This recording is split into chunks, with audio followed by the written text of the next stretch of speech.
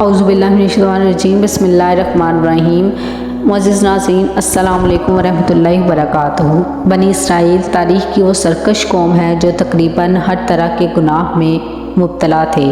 ان میں ہزاروں پیغمبروں کو مبعوث کیا گیا، لیکن اپنی شیطانی فطرت کے سبب وہ بار بار توبہ کرنے کے بعد بھی اللہ رب العزت کے نافرمان ثابت ہوئے۔ پیغمبروں اور کتابوں کے انکار سے لے کر نبیوں، رسولوں اور صالحین کو قتل کرنا بنی اسرائیل کی بدبخت ترین جرم تھا، جسے وہ ہر دور میں کر رہے تھے اور فتنہ و فساد پھیلا کر شریعت موسوی کا مذاق بنا رہے تھے۔ لیکن تمام برائیوں اور گناہوں میں ایک ایسا گناہ شامل ہے جس کی وجہ سے بنی اسرائیل نے اپنی تاریخ کو ہی مسخ کر رکھ دیا اور اللہ رب العزت کے سچے بندوں کو شخصیت کو داغدار کرنے کی کوشش کی۔ دراصل بنی اسرائیل کے قاضی اور علماء نے اللہ رب العزت کے بھیجے ہوئے نبیوں اور پیغمبروں پر طرح طرح کے الزامات اور بہتان لگائے، یہاں تک کہ انہوں نے اپنی کتابوں میں پیغمبروں کے واقعات میں رد و بدل کر دی اور نبیوں کو نعوذ باللہ جھوٹا، گنہگار اور بدنیت ثابت کرنے کی کوشش کی۔ جیسا قرآن پاک میں اللہ رب العزت نے تردید کرتے ہوئے فرمایا ہے، سورہ آل عمران میں اللہ تعالیٰ ارشاد فرماتے ہیں، ترجمہ کچھ اس طرح سے ہے، بعض اہل کتاب اسی کی خواہش رکھتے ہیں کہ تم کو گمراہ کر دیں، مگر دراصل یہ اپنے آپ کو ہی گمراہ کر رہے ہیں۔ اسی طرح ایک اور جگہ اللہ رب العزت نے سورہ مائدہ میں ارشاد فرمایا ہے، ترجمہ کچھ اس طرح سے ہے، ہم نے ان پر لعنت کی اور ان کے دل سخت کر دیے، وہ اللہ رب العزت کی باتوں کو ان کی جگہ سے بدل دیتے ہیں اور انہوں نے ان نصیحتوں کا بڑا حصہ بھلا دیا جو انہیں کی گئی تھی۔ لہٰذا بنی اسرائیل نے تورات، زبور اور انجیل میں موجود اپنے نبیوں کی شخصیت کو بگاڑنے کے لیے ان کی طرف جھوٹے واقعات بنانا شروع کیا اور ان پر طرح طرح کے بہتان لگائے۔ انہی الزامات و بہتان میں ایک بہتان حضرت داؤد علیہ السلام پر لگایا، جو کہ اللہ رب العزت کے ایک جلیل القدر پیغمبر اور بادشاہ تھے۔ تورات کے الفاظ میں یہ واقعہ کچھ اس طرح سے ہے، ایک رات داؤد اپنے محل کے برآمدے میں ٹہل رہا تھا تو اس نے چھت سے دیکھا کہ ایک عورت نہا رہی ہے جو بہت خوبصورت تھی۔ داؤد نے ایک شخص کو اس عورت کے بارے میں معلوم کرنے کو کہا۔ اس آدمی نے بتایا کہ وہ بت سبا ہے جو ایلام کی بیٹی اور سپاہی ہیتی اوریا کی بیوی ہے۔ تب داؤد نے اپنے آدمی بھیج کر اسے اپنے پاس بلایا اور وہ اس کے پاس آئے اور اس کے ساتھ ہم بستر ہوا۔ وہ واپس گھر چلی گئی۔ وہ عورت حاملہ ہو گئی۔ اس نے داؤد کو خبر بھیجی کہ میں حاملہ ہوں۔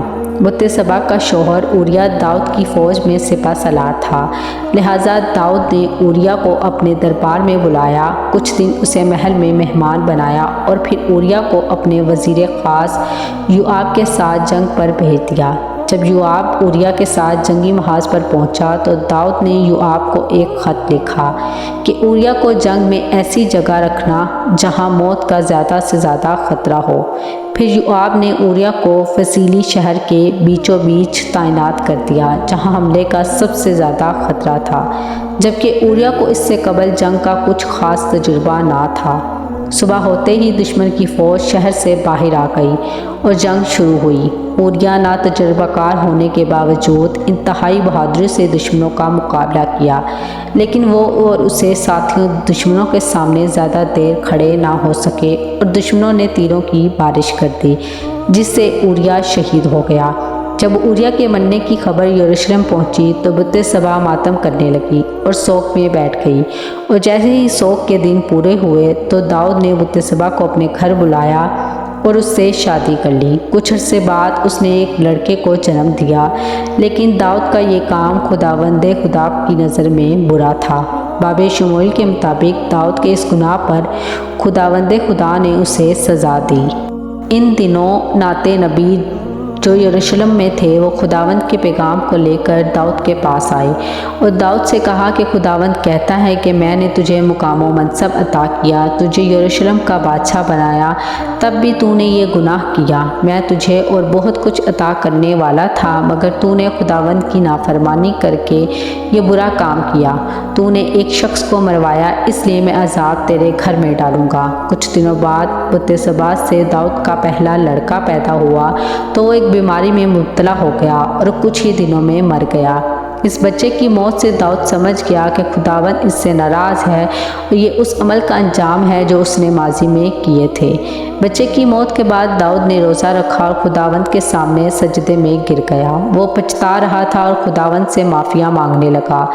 داؤد نے سچے دل سے ایماندار ہو کر اپنے گناہ کو خداوند کے سامنے تسلیم کیا اور توبہ کی، لہٰذا خداوند نے اس کی توبہ قبول کر لی اور اسے دوسرا بیٹا عطا کیا جس کا نام اس نے سلیمان رکھا، جو خداوند کا فرما بردار رہا اور آگے جا کر ہیکل کی تعمیر کی۔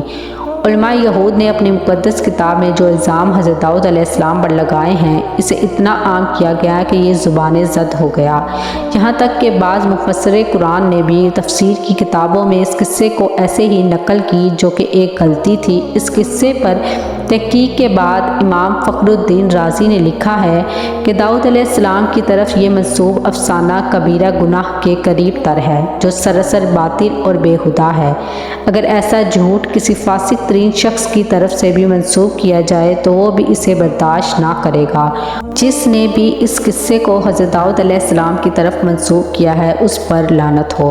دراصل اس قصے کے پیچھے اصل حقائق یہ ہیں کہ جب حضرت داؤد علیہ السلام کے بعد آپ علیہ السلام کے بیٹے حضرت سلیمان علیہ السلام تخت نشین ہوئے تو اس وقت بنی اسرائیل میں ایک جماعت حضرت سلیمان علیہ السلام کے بادشاہ بننے پر ناخوش تھے اور وہ حضرت سلیمان علیہ السلام کا مخالف ہو گئے۔ یہودیوں کے اس گروہ نے حضرت سلیمان علیہ السلام کی پیدائش کو مشکوک بنانے کے لیے ایسے بے بنیاد قصے بنائے اور انہیں تورات میں شامل کر دیا، کیونکہ حضرت سلیمان علیہ السلام بت سبع کے بیٹے تھے۔ اس قصے کو یہودیوں میں نسل در نسل پڑھایا جانے لگا اور اس طرح یہ تورات کا حصہ بن گیا۔ اس واقعے سے یہ پتہ چلتا ہے کہ بنی اسرائیل اپنے انبیاء کرام پر فحش الزام لگانے میں کس قدر بے باک تھے۔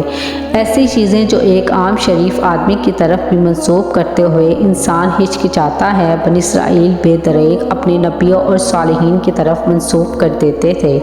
جب حضور صلی اللہ علیہ وسلم پر قرآن مجید نازل ہوا تو اللہ رب العزت نے اس من گھڑت اور بےہودہ قصے کی تردید کرتے ہوئے قرآن پاک کی سورہ صاد میں ارشاد فرمایا ہے، کچھ اس طرح سے اس کا ترجمہ ہے، اور ہمارے بندے داؤد کو یاد کرو جو بڑا طاقتور تھا، بے شک رجوع کرنے والا تھا، بے شک ہم نے پہاڑوں کو اس کے تابع کر دیا تھا، وہ شام اور صبح کو تسبیح کرتے تھے۔ اسی طرح اللہ رب العزت نے سورہ صاد میں ارشاد فرمایا ہے، ترجمہ کچھ اس طرح سے ہے، اے داؤد بے شک ہم نے تجھے زمین میں بادشاہ بنایا ہے، بس تم لوگوں میں انصاف سے فیصلہ کرو اور نفس کی خواہش کی پیروی نہ کرو کہ وہ تمہیں اللہ رب العزت کی راہ سے ہٹا دے گا، بے شک جو اللہ رب العزت کی راہ سے گمراہ ہوتے ہیں ان کے لیے سخت عذاب ہے۔